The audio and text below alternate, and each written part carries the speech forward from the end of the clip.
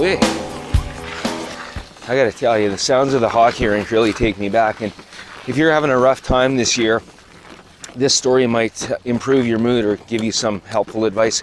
Now, when I was 14 years old, growing up in a small blue-collar town in Canada, playing on the local hockey team was pretty much the end-all be-all, you know what I mean? Like, it was your ego, your self-esteem, and your self-worth all rolled up into one package. Now, for 14-year-old Keith, the Sylvan Lake Tigers was the team, and they were the perennial champions in Alberta. You could say they had a minor hockey dynasty back in the 80s in the Bantam and Midget B divisions, winning provincial title after provincial title. And it's curious that I grew up with so many genetically gifted mesomorphic mutants all in one little town. Unfortunately, I was not one of those mutants, but 14-year-old me made it onto the hockey team at about the same time that a new kid that came to town named Dave Smith showed up. Now, Dave was tall and lanky and kind of goofy looking, and he had a severe case of acne, so of course his nickname soon became Zit, and nobody really liked him, and he was kind of a nice kid, but didn't really stand out, so people picked on him. But Dave made his way onto the Sylvan Lake Tigers also. So there's Dave and me. Now, I could go bar down on the tendy at the ODR on any given day, but at this level of a hockey, I was more of a duster. I was more of an ankle bender than a Gordie Howe, you know what I mean? So Dave and I are sitting at the end of the bench. For the first part of the year, it was just me and Dave. We didn't get much ice time. This was back in the day when there was no such thing as hurting people's feelings.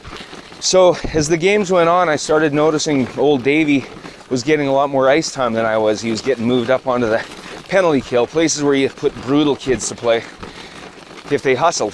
And I had a pretty high attitude of myself at that time, I guess. So I was feeling pretty down in the dumps, and my resentment and anger toward the coach grew as the season went on. But I kept noticing Davey getting more ice time. So finally one day I went up to him at school and I said, "Davey, what are you doing?" And he said, "Meet me out at the track at lunchtime, I'll show you."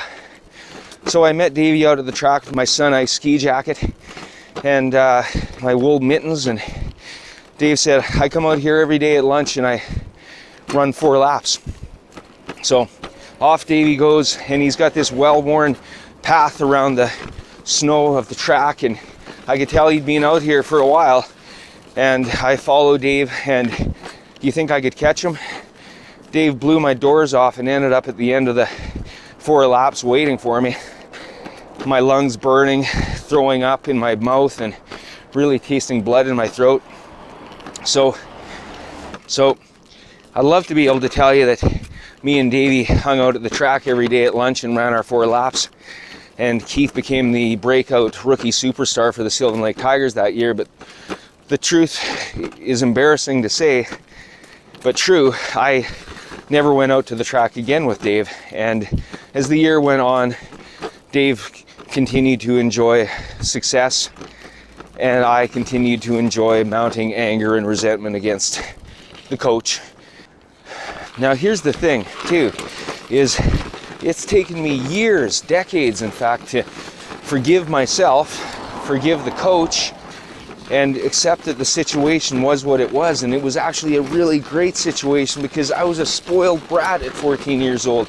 Obviously, because I couldn't even run around a track, 1,600 meters? That would take even a guy that's not in good shape 10 minutes. 10 minutes out of my day, and meet with another guy to create a solution against a problem. And it worked for him, and I saw it with my own eyes.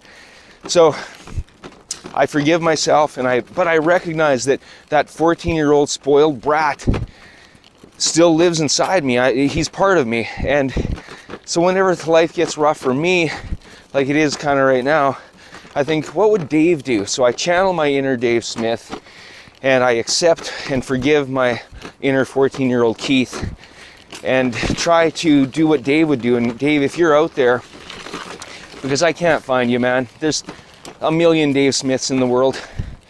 I just want to say thank you. You changed my life and you don't even know it. And I bet you're an amazing dad, an amazing husband, and I bet you everybody at work looks up to you because you set an amazing example. You had it figured out at 14 years old, and I'm still figuring it out.